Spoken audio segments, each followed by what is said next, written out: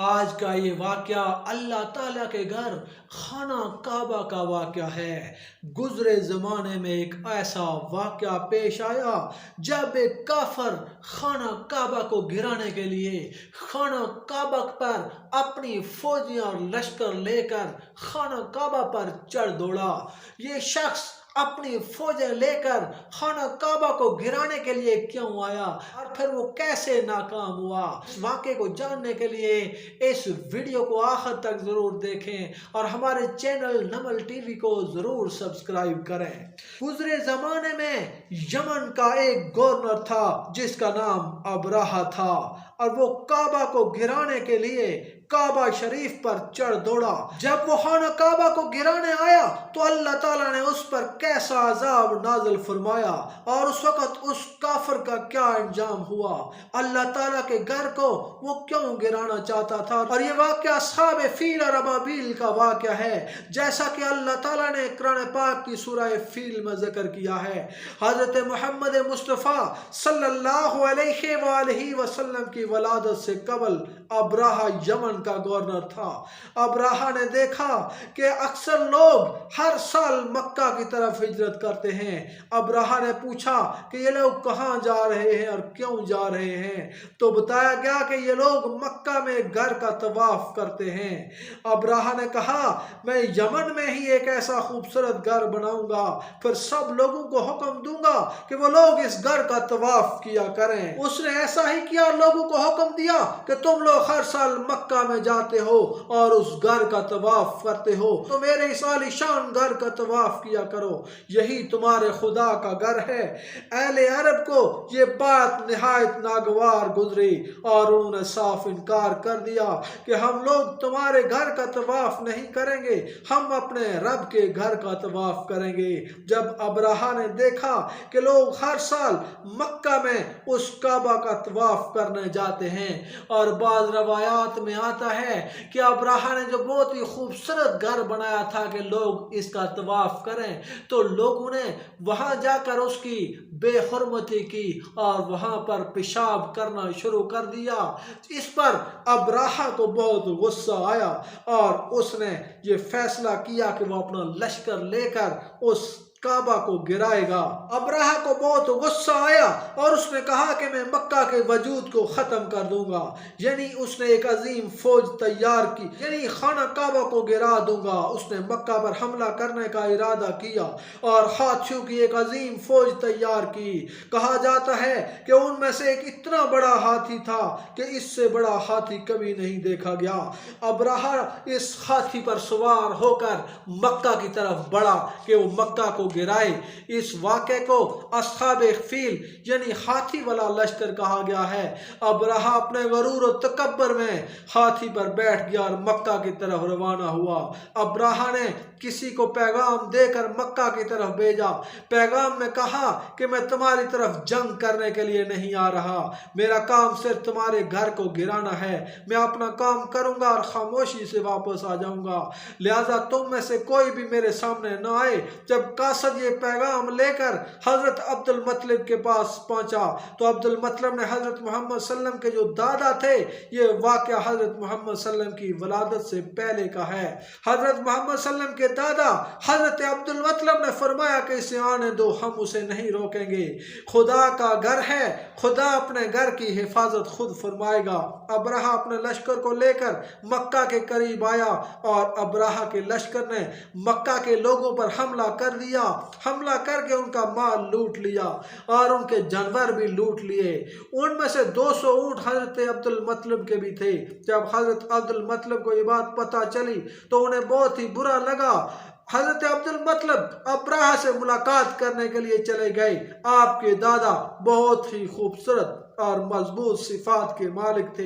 ابراہہ نے جب حضرت عبد المطلب کو دیکھا تو آپ سے بہت متاثر ہوا اور آپ کی بہت عزت کی۔ ابراہہ حضرت عبد المطلب کو دیکھ کر اپنے تخت سے نیچے اتر آیا اور کہنے لگا، اے اہل مکہ کے سردار، کیا کام ہے مجھ سے؟ अब्राहा का ख्याल था कि वो अपने खुदा के घर को बचाने की सिफारिश के लिए आया है। हजरत अब्दुल मतलब ने फरमाया कि तुम्हारे सिपाही मेरे ऊँट लेकर आ गए हैं, मैं तुमसे मुतालबा करता हूँ कि मेरे ऊँट मुझे वापस कर दिए जाएं। जब अब्राहा ने बात सुनी तो कहने लगा, तुम्हारी इस बात ने तुम्हारा मुकाम मेरे दिल से ख़त्म कर दिया। मैं तो ये समझा था कि तुम अपने खुदा का घर बचाने की सिफारिश करने के लिए आए हो, जिसको मैं गिराने के लिए आया हूँ। हजरत अब्दुल मतलब ने एक तारीखी बात कही। आपने फरमाया, खुदा को मेरी हिफाजत की जरूरत नहीं, वो अपने घर की हिफाजत खुद करेगा। उसने मुझे मेरे मवेशियों का निगहबान बनाया है, लिहाजा मैं तुमसे सिर्फ अपने मवेशियों का ही मुतालबा करता हूँ। अब्राहा ने कहा, मैं तुम्हारे खुदा के घर को आज ही गिरा दूंगा और वापसी में आपके ऊंट आपको वापस कर दूंगा। जब हजरत अब्दुल मतलब ने लोगों के दरमियान पहुंचे तो सब लोगों से कहा कि मक्का को छोड़कर पहाड़ियों में जाकर पनाह ले लो, क्योंकि हजरत अब्दुल मतलब को यकीन था कि अल्लाह का अजाब अब्राहा पर आएगा। इसलिए उसने लोगों को कहा कि आप इस मक्का को छोड़कर ऊपर पहाड़ियों में पनाह ले लो। उसके बाद अब्दुल मतलब ने काबा की दीवारों को पकड़कर ये दुआ मांगी, ए अल्लाह, तेरे बंदू में इस लश्कर से लड़ने की कुव्वत नहीं, सब अपने घर की हिफाजत करते हैं, तू भी अपने घर की हिफाजत फरमा। ये दुआ हजरत अब्दुल मतलब वहां से कर कर रवाना हो गए और हजरत अब्दुल मतलब पहाड़ की चोटी पर खड़े होकर सारा मंजर देखने लगे।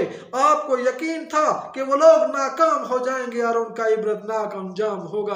अब्राहा अपने लश्कर के साथ एक बड़े हाथी पर बैठकर गरूर और तकब्बर से काबा शरीफ की तरफ बढ़ रहा था। उन हाथियों में सबसे बड़ा हाथी था जिसको अब्राहा जिस पर बैठा हुआ था। जब वो हाथी को काबे की तरफ मोड़ता तो हाथी रुक जाता और जब पीछे की तरफ करता तो हाथी पीछे भागा चला जाता। कोई ताकत थी जो उसे ऐसा करने से रोक रही थी और ये अल्लाह ताला की अजीम जात थी। इसी दौरान हजरत अब्दुल मतलब ने देखा कि परिंदों का एक लश्कर बैतुल्लाह शरीफ की तरफ आया और बैतुल्लाह के ऊपर उड़ने लगा। वह अबाबील का लश्कर था, हर परिंदे की चोंच और पैरों में एक एक कंकर था। अब वो पत्थर कहां से लाए थे और वो कहां से आए थे ये अल्लाह बेहतर जानता है, लेकिन तारीखी वाक़ों से पता चलता है कि ये लश्कर समुंदर की तरफ से नमूदार हुआ था और ये लश्कर समुद्री जजीरे से भेजा गया था।